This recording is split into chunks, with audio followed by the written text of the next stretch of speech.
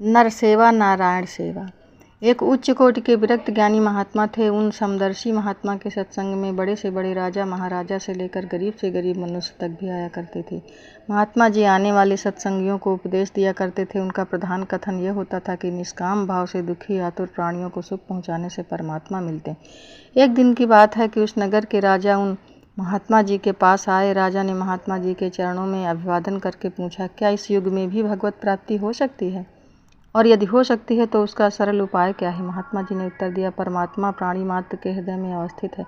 अतः संपूर्ण प्राणी मात्र की निष्काम भाव से तत्परता पूर्वक सेवा करने पर परमात्मा की प्राप्ति हो सकती है। प्राणियों में भी जो दुखी अनाथ और आतुर हो, उनकी सेवा करने से और भी शीघ्र कल्याण हो सकता है। इस उपदेश को सुनकर राजा अपने स्थान पर लौट गए और उसी दिन से वे अपने तन मन धन द्वारा निष्काम भाव से प्राणी मात्र की एवं दुखी और आतुरों की सेवा विशेष रूप से करने लगे।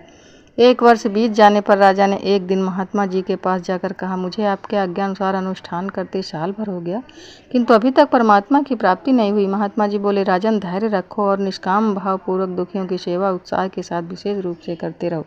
करते करते तुम्हारा अंतःकरण शुद्ध होकर परमात्मा की प्राप्ति हो जाएगी। यह सुनकर राजा घर लौट गए।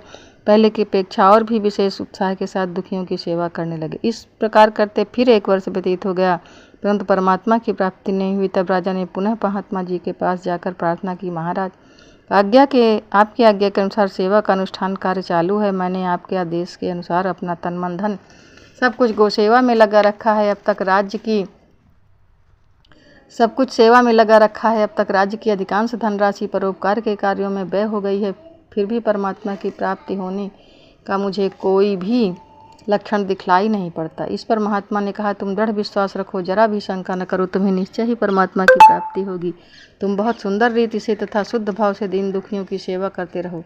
परंतु वास्तव में जिस प्रकार दुखी अनाथ और आतुर की जैसी सेवा होनी चाहिए, वैसी सेवा अब तक तुम्हारे द्वारा बन नहीं पड़ी, परंतु परम उल्लास तथा श्रद्धा के साथ सर्वदा करते करते कभी न कभी वैसी सेवा भी बन जाएगी। अतः तुम बस में किए हुए मन बुद्धि इंद्रियों को निस्वार्थ भाव से केवल भगवत प्रीत्यर्थ दुखियों की सेवा में भली भांति लगा दो। महात्मा जी के अमृत में वचनों का श्रवण करके राजा बड़े प्रसन्न हुए और घर आकर महात्मा जी के आदेशानुसार ही पुनः अत्यंत उत्साह से सबके हित के कार्य में लग गए। अब वे दीन दुखी दरिद्र और अनाथों के रूप में नारायण की विशेष रूप से सेवा करने लगे। उसी नगर में एक दुखी अनाथ विधवा स्त्री रहती थी, जो प्रतिदिन जंगल से सूखा ईंधन लाकर शहर में बेचा करती। उसी से अपना तथा अपने इकलौते नन्हे से 5 वर्ष के लड़के का निर्वाह किया करती। वह जो कुछ कमाती उससे उन दोनों की उदर पूर्ति कठिनता से होती, अतः उसके पास एक भी पैसा बच नहीं पाता। एक दिन जब वह लड़के को साथ लिए ईंधन लाने जंगल को जा रही थी, तब उस बालक ने रास्ते में एक धनी लड़के को लट्टू फिरकी आदि खिलौनों से खेलते देखा। उसे देखकर उस बालक ने अपनी माँ से लट्टू फिरकी ला देने को कहा। बच्चे की बात सुनकर माता बोली, बेटा मैं गरीब आदमी हूँ, मेरे पास पैसे कहाँ, मैं तो लकड़ी बेचकर जो पैसे लाती हूँ उससे पेट ही कठिनता से भर पाता है, फिर खिलौने कहाँ से खरीदूँ। निर्दोष लड़का धनी और गरीबी का भेद नहीं समझता था। उसे तो खिलौने का आग्रह था, रोने लगा और वहीं लौट गया। माता किसी तरह उठाकर उसे घर लाई।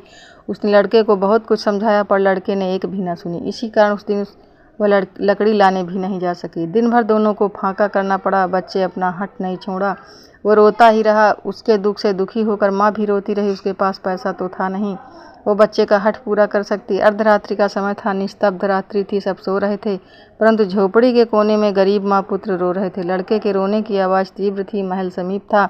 महल में सोए राजा के कानों में रोने की ध्वनि पहुंची। करुणापूर्ण रुदन की ध्वनि से राजा चौंक पड़े और उठकर इधर उधर देखने लगे। राजा ने कोतवाल को बुलाकर कहा, देखो किसी दुखी आतुर व्यक्ति के रोने की आवाज़ आ रही है, तुम शीघ्र जाओ और उसे आश्वासन देकर मेरे पास लाओ। कोतवाल तुरंत उसके पास पहुंच गया। उससे बोला, चलो महाराज साहब तुमको बुला रहे हैं। बेचारी ईंधन बेचने वाली स्त्री कोतवाल को देखते ही भय से कांपने लगी और बोली, सरकार ये छोटा बच्चा है, रोता है, इसके अपराध को क्षमा करें। कोतवाल ने धीरज बंधाते हुए कहा, तुम भय मत करो, मेरे साथ चलो, राजा ने दया करके ही तुमको बुलाया है। किंतु उस बेचारी की घबराहट दूर नहीं हुई। उसने सोचा, बच्चे के रोने से राजा की नींद टूट गई है, इसलिए वे दंड देंगे, पर उपाय ही क्या था, जब वे बुला रहे हैं तो जाना ही पड़ेगा। वो राजा के पास जाने लगी। कोतवाल के वचनों से उस स्त्री का रोना तो बंद हो गया, परंतु भय के मारे उसका शरीर कांप रहा था। लड़का रोता हुआ उसके पीछे पीछे चला जा रहा था। कोतवाल के साथ दोनों राजमहल में पहुंचे। राजा ने इस करुणायुक्त दृश्य को देखकर उस भयभीत स्त्री को आश्वासन देते हुए कहा, बेटी डर मत, बता ये बच्चा किस लिए रो रहा है, मैं इसका कारण जानना चाहता हूँ।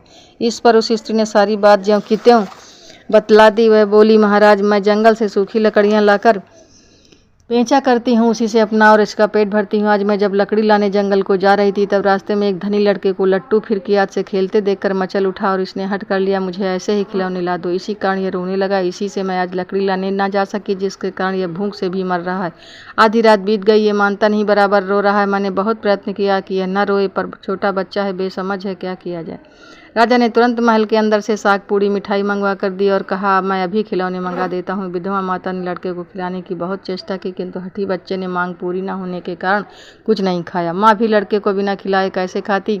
तब राजा ने कोतवाल से कहा, अभी बाजार जाओ और ये लड़का जो जो खिलौने चाह रहा है वे जहाँ जिसके यहाँ भी मिले एक छबड़ी भर कर ले आओ। कर्तव्य प्राण कोतवाल ने तत्काल खिलौने के दुकानदार के घर जाकर उसे जगाया। उसी समय दुकान खोलकर एक छबड़ी खिलौने देने को कहा। राजा की आज्ञा थी, उसने तुरंत एक छबड़ी खिलौने दे दिए। कोतवाल ने उनका उचित मूल्य चुकाकर छबड़ी लाकर राजा के सामने रख दी।